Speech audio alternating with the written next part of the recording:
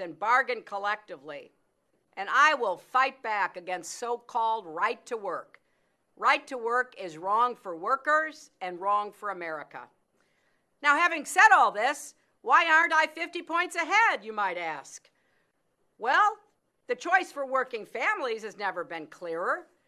I need your help to get Donald Trump's record out to everybody. Nobody should be fooled. Nobody should be fooled.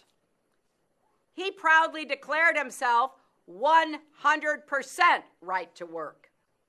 He even hired a union-busting firm to break up an organizing campaign at his hotel in Las Vegas, where you are right now. All the progress we've made is at stake in this election. My name may not be on the ballot, but our progress is on the ballot. And there is one candidate who will advance those things. And there is another candidate whose defining principle, the central theme of his candidacy, is opposition to all that we've done, especially in the African American community. I will consider it a personal insult, an insult to my legacy, if this community lets down its guard and fails to activate itself in this election.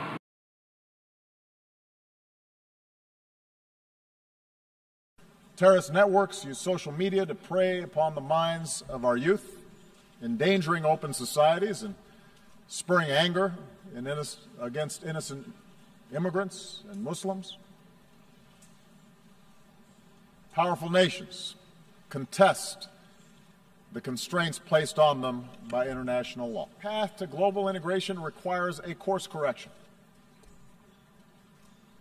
because too often those trumpeting the benefits of globalization have ignored inequality within and among nations, have ignored the enduring appeal of ethnic and sectarian identities, have left international institutions ill-equipped, underfunded, under-resourced in order to handle transnational challenges. And as these real problems have been neglected, alternative visions of the world have pressed forward, both in the wealthiest countries and in the poorest. Religious fundamentalism, the politics of ethnicity or tribe or sect, aggressive nationalism, a crude populism, sometimes from the far left, but more often from the far right, which seeks to restore what they believe was a better, simpler age free of outside contamination. But I do believe that these visions fail to recognize at a very basic level our common humanity. Moreover, I believe that the acceleration of travel and technology and telecommunications, together with a global economy that depends on a global supply chain, makes it self-defeating ultimately for those who seek to reverse this progress. Today, a nation ringed by walls would only imprison itself.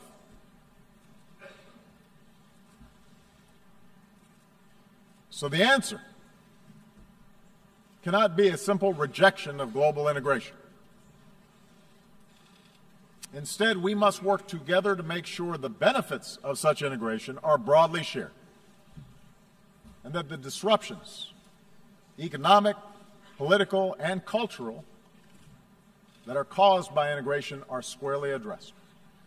And the stark contrast between, say, the success of the Republic of Korea and the wasteland of North Korea shows that central planned control of the economy is a dead end. But I do believe there's another path, one that fuels growth and innovation and offers the clearest route to individual opportunity and national success. It does not require succumbing to a soulless capitalism. We benefit by combating inequality within our countries. I believe advanced economies still need to do more to close the gap between rich and poor nations around the globe. This is difficult politically. It's difficult to spend on foreign assistance, and that's why we need to follow through on our efforts to combat climate change. If we don't act boldly, the bill that could come due will be mass migrations and cities submerged and nations displaced and food supplies decimated and conflicts born of despair. The Paris Agreement gives us a framework to act, but only if we scale up our ambition, and there must be a sense of urgency about bringing the agreement into force and helping poorer countries leapfrog destructive forms of energy. Sometimes we take one step forward and then two steps back. In countries held together by borders drawn by colonial powers, with ethnic enclaves and tribal divisions, politics and elections can sometimes appear to be a zero-sum game and protest. And ultimately, those ideals won out. Open doors for women and minorities and workers in ways that made our economy more productive and turned our diversity into a strength. A belief in ethnic superiority that makes our traditional identities irreconcilable with modernity. Instead, we need to embrace the tolerance that results from respect of all human beings. It's a truism that global integration has led to a collision of cultures.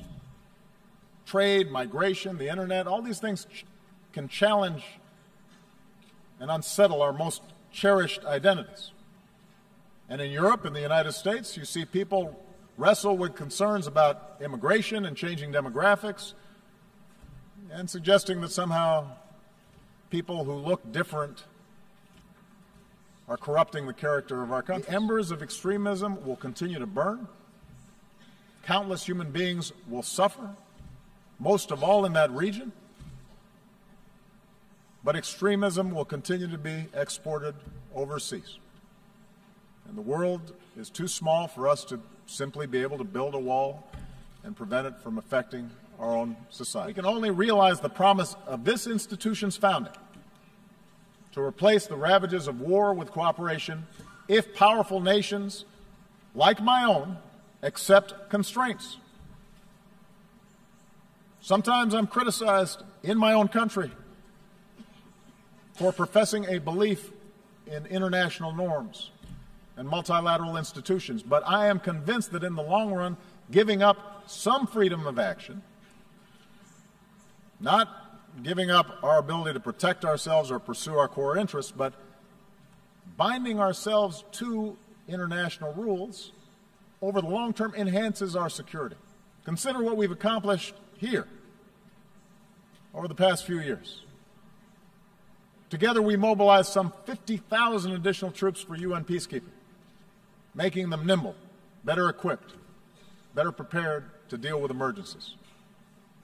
Together we established an open government partnership so that increasingly transparency empowers more and more people around the globe.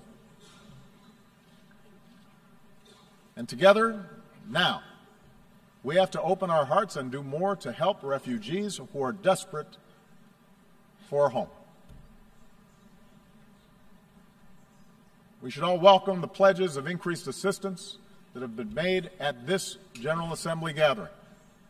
I'll be discussing that more this afternoon, but we have to follow through even when the politics are hard. Because in the eyes of innocent men and women and children who, through no fault of their own, have had to flee everything that they know, everything that they love, we have to have the empathy to see ourselves. We have to imagine what it would be like for our family, for our children, if the unspeakable happened to us. And we should all understand that ultimately our world will be more secure if we are prepared to help those in need and the nations who are carrying the largest burden with respect to accommodating these refugees. Sitting in a prison cell, a young Martin Luther King Jr. wrote that human progress never rolls on the wheels of inevitability. It comes through the tireless efforts of men willing to be co-workers with God. And during the course of these 8 years, as I've traveled to many of your nations, I have seen that spirit in our young people who are more educated and more tolerant and more inclusive and more diverse and more creative than our generation, who are more empathetic and compassionate towards their fellow human beings than previous generations. And yes, some of that comes with the idealism of youth, but that their future is bound with the fates of other human beings on the other side of the world. I draw strength from the young Americans, entrepreneurs, activists, soldiers, new citizens who are remaking our nation once again, who are unconstrained by old habits and old conventions and unencumbered by what is, but are instead ready to seize what ought to be.